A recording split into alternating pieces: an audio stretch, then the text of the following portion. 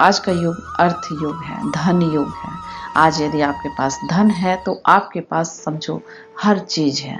लेकिन यहाँ मैं आपको विशेषतः बताऊंगी कि जब आपके पास धन आने की पूरी सुविधा, पूरी आपके अंदर की जो जागृति है वो हो जाए आपके परिवार में, या आपकी इनकम इतनी हो जाए कि आप बहुत सुखपूर्वक हर सुख के साधन को जुटाने में सक्षम हो गए हैं, तो उसके बाद आप अपने आप को आध्यात्मिक दृष्टिकोण से भी धनवान बनाएं। क्योंकि आध्यात्मिक दृष्टिकोण से यदि आप धनवान हो गए तो आपका आने वाला कल बहुत धनवान होगा, बहुत भाग्यशाली आप होंगे। यानी आने वाला जन्म, अगले जन्म में आपके निर्धारण ऐसे घर में होगी, ऐसे परिवेश में होगी, ऐसे जगह पे होगी जहाँ पे किसी भी कमी का सामना न करना पड़े। तो उसके लिए भी प्रयास आपको आज से शुरू कर देना है। हम धन आने के बाद अपने आप को इतना अहमी बना लेते हैं कि अपने आप को जागृत करना ही भूल जाते हैं, और धीरे धीरे शरीर हमारा कमजोर होता जाता है और कहीं ना कहीं हम असक्षम हो जाते हैं अपने आप को आध्यात्मिक दृष्टिकोण से जागृत करने में, यानी साधना में अपने आप को डालने में। क्योंकि आध्यात्मिक दृष्टिकोण से यदि अपने आप को आप जागृत कर रहे हैं या अगला जन्म अपना सुदृढ़ करने के लिए आप प्रयास कर रहे हैं, तो उसके लिए आपका साधना में जाना बहुत आवश्यक है।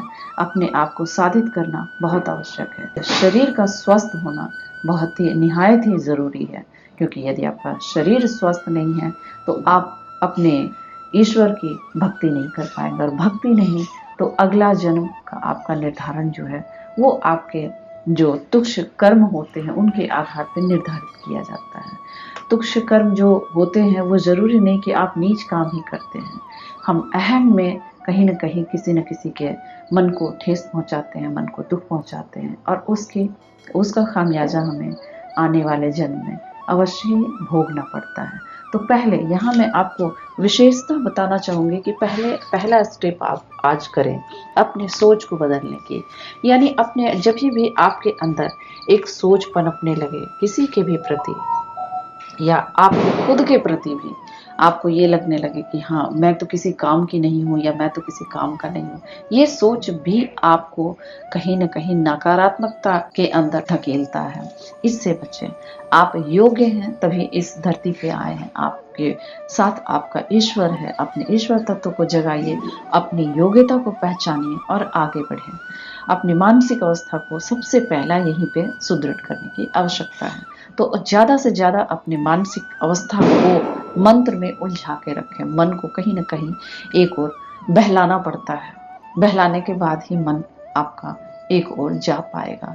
उसके अंदर आपको आनंद की अनुभूति डालनी होगी। यदि आनंद की अनुभूति आप नहीं डालेंगे या उसका प्रयास नहीं करेंगे तो कभी आपका मन ये सोचने पे कभी भी नहीं सोचेगा कि आपको क्या आगे आध्यात्मिक दृष्टिकोण से अपने आप को कैसे आगे बढ़ाएं। क्योंकि आपके अंदर यदि आनंद की अवस्था नहीं है तो आप एकदम से पीछे हटेंगे, अपने कदम पीछे हटाएंगे, और 2 दिन 4 दिन जब तक आप वीडियो देख रहे हैं तब तक आपको बहुत अंदर से हौसला होगा कि नहीं हमें अपने आप को जागृत करना होगा।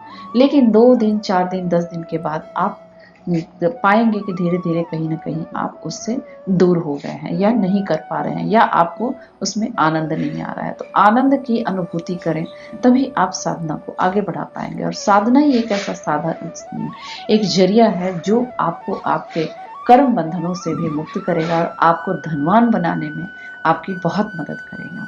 अगले वीडियो में मैं आपको बताऊंगी मानसिक अवस्था के बाद किन अवस्थाओं पे अपने आप को रखना है ताकि आपका आने वाला समय धनवान होने के साथ साथ आपका अगला जन्म सुदृढ़ होता रहे। Thank you so much.